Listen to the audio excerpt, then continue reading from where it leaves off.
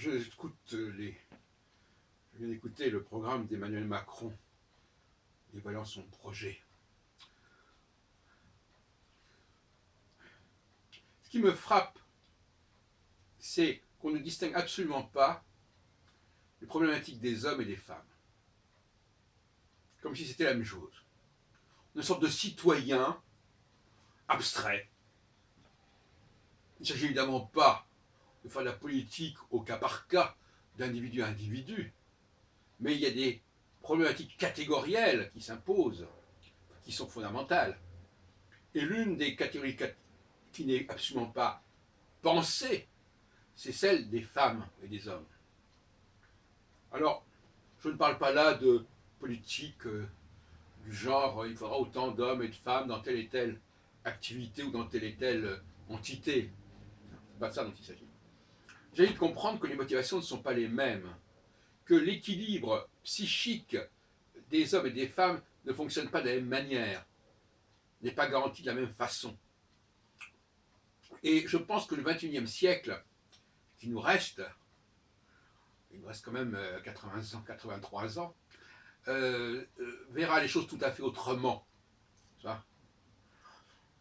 Dans le rapport au travail, par exemple, je pense par exemple à ce que dit Benoît Hamon sur le travail. Mais il ne distingue pas non plus du tout les hommes et les femmes. Et donc, comment un discours pourrait-il convenir à tout le monde? C'est absurde. Mais est-ce qu'il est aussi logique que les femmes votent pour tel candidat et les hommes pour tel autre candidat? Non, ça n'a pas de sens. Il faut deux collèges électoraux distincts, l'un pour les hommes, l'autre pour les femmes, éventuellement, comme au Liban, en quelque sorte, des répartitions entre les deux collèges, entre les élites d'un collège et les élites d'un autre collège, peu importe. Mais il peut y avoir au sommet un certain type de regroupement, un certain accord, un certain consensus. De toute façon, dès qu'on est au niveau des élites, les choses prennent une autre tournure. Mais avant qu'on en soit là, il faut que ces élites, elles émergent. Et elles ne peuvent émerger qu'au sein de leur communauté respective. Donc, arrêtons la question du travail, la question des motivations, la question de la pénibilité même, n'est pas du tout la même selon qu'il s'agit d'hommes ou de femmes. Bon, j'ai déjà développé cela. Il y a des choses qui sont pénibles pour les femmes et qui ne le sont pas pour les hommes, et inversement. Je pense par exemple des tâches de répétition, d'une part, des tâches où l'on doit avoir affaire à des personnes âgées ou des personnes handicapées, dont le spectacle n'est pas forcément très agréable. Ça gêne beaucoup moins les femmes que les hommes, par exemple.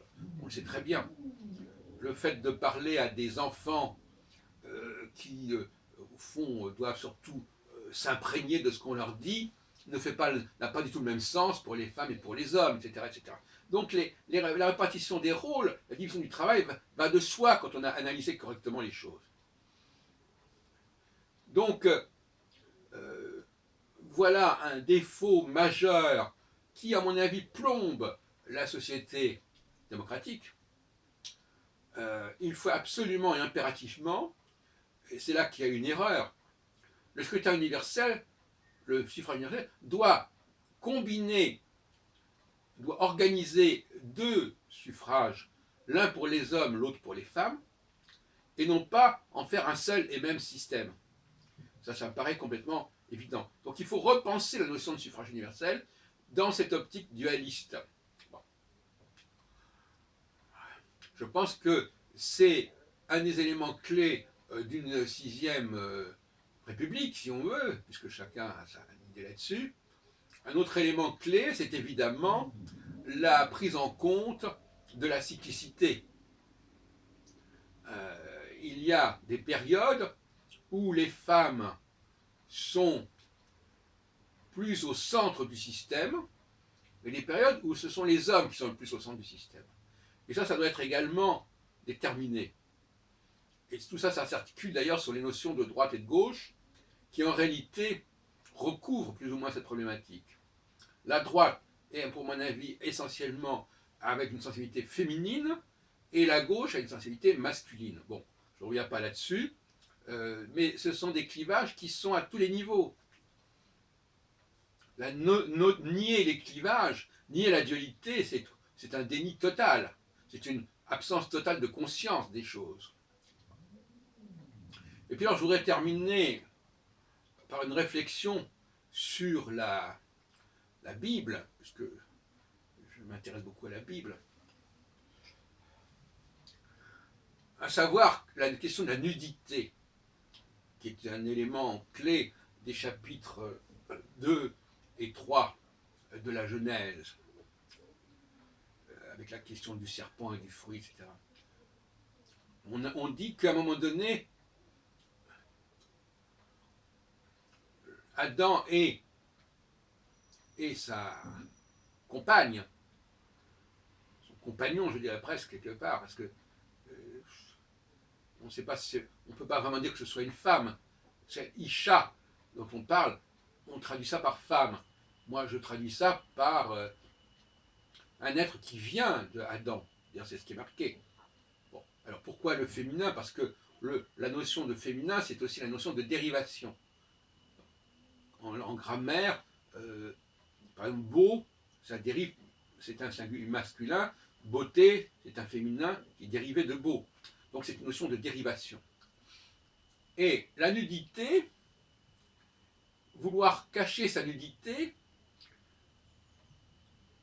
c'est en réalité une espèce d'obsession d'incomplétude.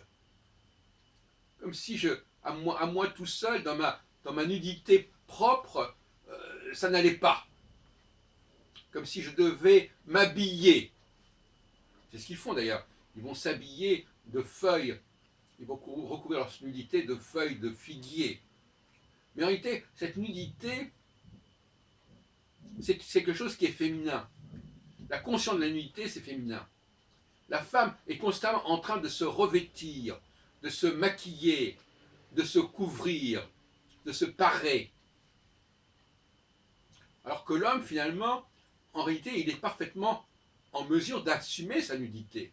C'est-à-dire, non pas au sens physique du terme, mais sa nudité au sens qu'il n'a pas besoin d'autre chose que ce qu'il est. Il doit trouver sa richesse en lui-même, à l'intérieur de lui-même, et non pas en acquérant quelque chose, en prenant quelque chose de l'extérieur, en empruntant à l'extérieur. Et le reproche que Dieu fait à Adam d'avoir écouté sa femme, c'est que justement, et ça nous concerne tous, qui aujourd'hui n'est pas à la merci de ce genre de tentation, à savoir acquérir quelque chose, ajouter quelque chose, compléter. Parce que compléter, ça veut dire qu'on n'est pas complet. Se perfectionner, ça veut dire qu'on a besoin de quelque chose qui vient de l'extérieur, etc., etc.